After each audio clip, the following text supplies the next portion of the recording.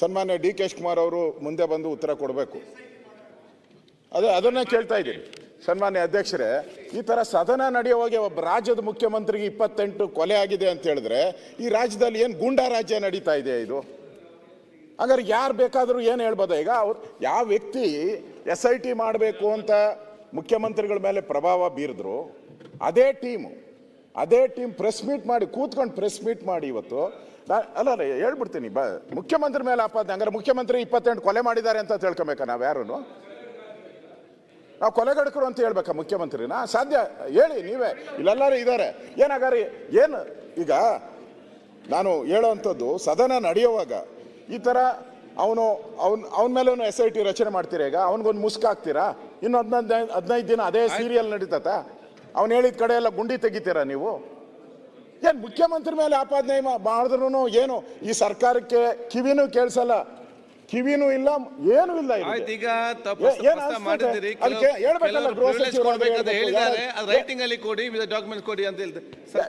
ಆಗ್ಲೇ ರಿಪ್ಲೈ ಮಾಡಿದ್ದಾರೆ ಇದ್ರ ಬಗ್ಗೆ. ನಾನಲ್ಲ, ಡಿ ಕೆ ಶಿವಕುಮಾರ್ ಅವರು ಆಚೆ ರಿಪ್ಲೈ ಮಾಡಿದ್ದಾರೆ. ಇವನಿಂದ ಯಾವನಿದ್ದಾನೆ ಅಷಡ್ಯಂತ್ರ ಅಂತ ಕೇಳಿದ್ದಾರೆ. ಆ ಸ್ಟೇಟ್ಮೆಂಟ್ ಗೆ ಮುಖ್ಯಮಂತ್ರಿಗಳು ಹೌದು ಅಂತ ಒಪ್ಕೋತೀರಾ ಅಥವಾ ಯಾರು ಆರೋಪ ಮಾಡಿದ್ದಾರೆ ಅವ್ರ ಮೇಲೆ ಆಕ್ಷನ್ ತಗೋತೀರಾ? ಮೌನವಾಗಿದ್ರೆ ಹೌದು ಕೊಲೆ ಮಾಡಿದೀವಿ ಅಂತ, ಕೊಲೆ ಮಾಡಿಲ್ಲ ಅಂತಂದ್ರೆ ಆ ವ್ಯಕ್ತಿ ಮೇಲೆ ಆಕ್ಷನ್ ತಗೊಳ್ಬೇಕು. ಅಲ್ಲ,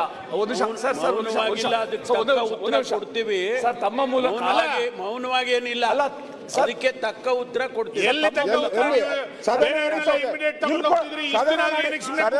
ಕೊಡ್ತೀರಾ? ಎಲ್ಲೂ ಏನ್ ಬೇಕಾದ್ರೂ ಮಾತಾಡಬಹುದು ಪರಿಸ್ಥಿತಿ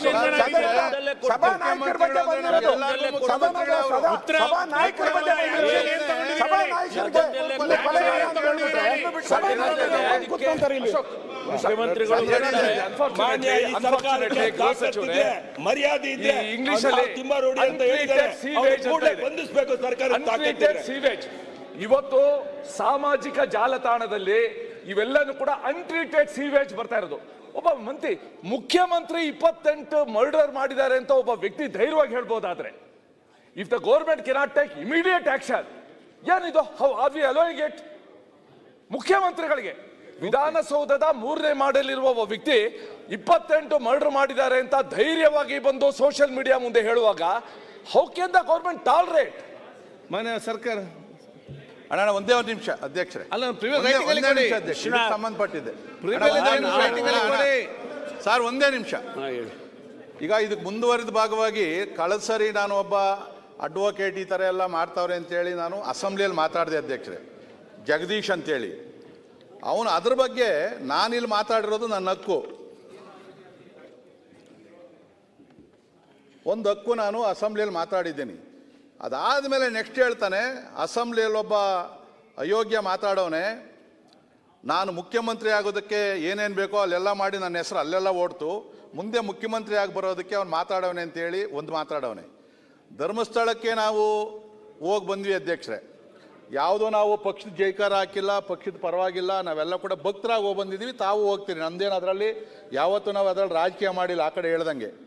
ಅದಾದಮೇಲೆ 100 ಕೋಟಿ ರೂಪಾಯಿ ಧರ್ಮಸ್ಥಳದ ವೀರೇಂದ್ರ ಹೆಗ್ಗಡೆ ಹತ್ರ ಬ್ಲ್ಯಾಕ್ ಮನಿ ಇಟ್ಟವನೆ ಅಂತೇಳಿ ಓಪನ್ ಆಗಿ ಹೇಳ್ದ. ಅದು ಹೋಗಲಿ, ನೆನ್ನೆ ಅಲ್ಲೆಲ್ಲ ಬ್ರಿಡ್ಜ್ ಮೇಲೆ ನಿಂತ್ಕೊಂಡು ಅಳಾಳ್ಸಂದ್ರದ್ದು ಯಾವುದೋ ಒಂದು ಜಾಗ ತೋರಿಸ್ಬಿಟ್ಟು, ಈ ಜಾಗ ಧರ್ಮಸ್ಥಳದವ್ರದ್ದು ವೀರೇಂದ್ರ ಹೆಗ್ಗಡೆ ಅವ್ರ ಫ್ಯಾಮಿಲಿದು, ಇವನು ಡಿನೋಟಿಫಿಕೇಶನ್ ಮಾಡಿಬಿಟ್ಟು ಬೇರೆಯವ್ರಿಗೆ ಮಾರಿಸವನೆ ಅಂತೇಳಿ ಮಾಡೋನೆ. ದಿನ ಅದಾಗ್ತಾ ಇದೆ. ನನ್ನ ಹಕ್ಕುಗಳಿಗೆ ಚ್ಯುತಿ ತರ್ತಾವನೆ. ನಾನು ಅಸೆಂಬ್ಲಿಯಲ್ಲಿ ಮಾತಾಡಿರೋ ಅಂಥ ವಿಚಾರಗಳು ಕೂಡ ಆದರೆ ನಾನು ಇನ್ನೆಲ್ಲಿ ಮಾತಾಡಬೇಕು? ಅದಕ್ಕೆ ನಾನು ಹಕ್ಕುಚ್ಯುತಿದು ರೆಕಾರ್ಡ್ ಸಮೇತ ತಮ್ಮ ಕೊಡ್ತಾ ಇದ್ದೀನಿ. ದಯವಿಟ್ಟು ತಾವಿಲ್ಲಿ ಹಕ್ಕುಚ್ಯುತಿಗೆ ಆ ಲಾಯರ್ ಜಗದೀಶ್ ಅವ್ರದ್ದು ಏನಿದೆಯೋ ಅದೇ ರೀತಿಯಲ್ಲಿ ಆ ತಿಮ್ರೋಡಿದು ಏನು ಹೇಳಿದ್ರು ದಯವಿಟ್ಟು ಮಂಡಿಸ್ಬೇಕು ಅಂತಕ್ಕಂಥದ್ದು ಈ ರೆಕಾರ್ಡ್ಸ್ ಕೊಡ್ತಾ ಇದ್ದೀನಿ. ಈಗ ಅನೌನ್ಸ್ ಮಾಡಬೇಕು.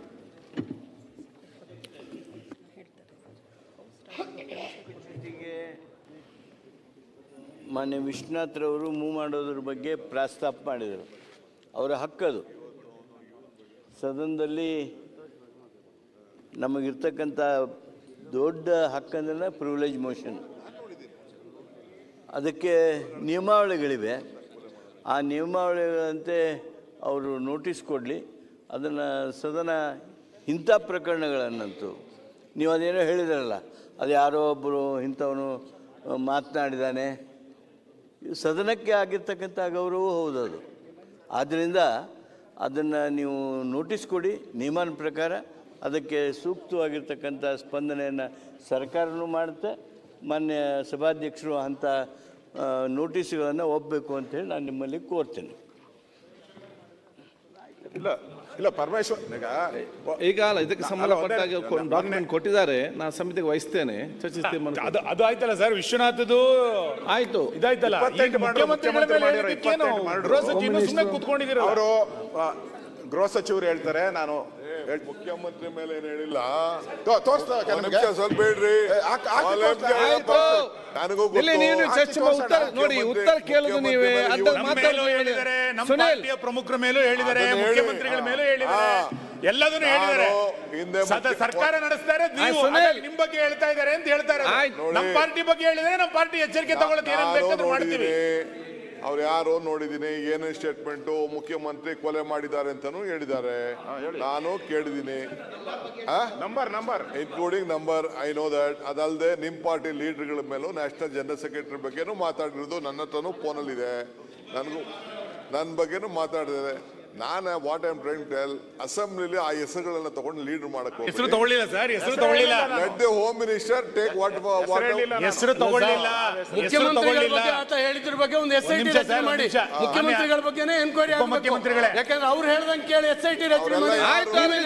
ಹೋಮ್ ಮಿನಿಸ್ಟರ್ ಆಗಿದ್ರು, ಯಾಕೆ ಚರ್ಚೆ ಮಾಡುವಂತ ಹೆಸರು ಅಲ್ಲ ಗೊತ್ತಿದೆ ನಮಗೆ.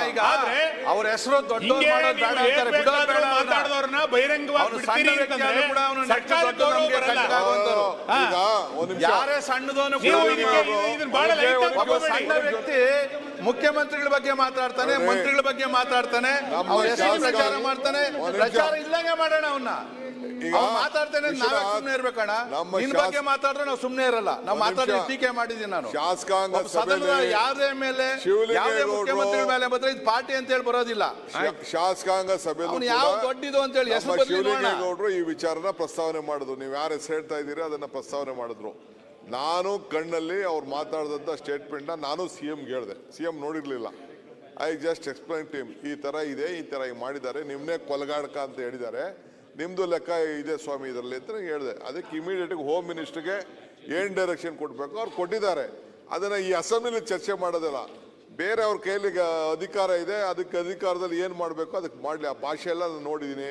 ಇವತ್ತು ಬೆಳಗ್ಗೆ BJP ನ್ಯಾಷನಲ್ ಸೆಕ್ರೆಟರಿ ಬಗ್ಗೆ ಮಾತಾಡಿದ್ದು ನಾನು ನೋಡಿದ್ದೀನಿ. ಭಾಳ ನಮಗೂ ಬೇಜಾರಾಯಿತು ಅದನ್ನು ನೋಡ್ಬಿಟ್ಟು. ನನಗೂ ಕಳಿಸ್ಕೊಟ್ರು ಅದನ್ನೆಲ್ಲ.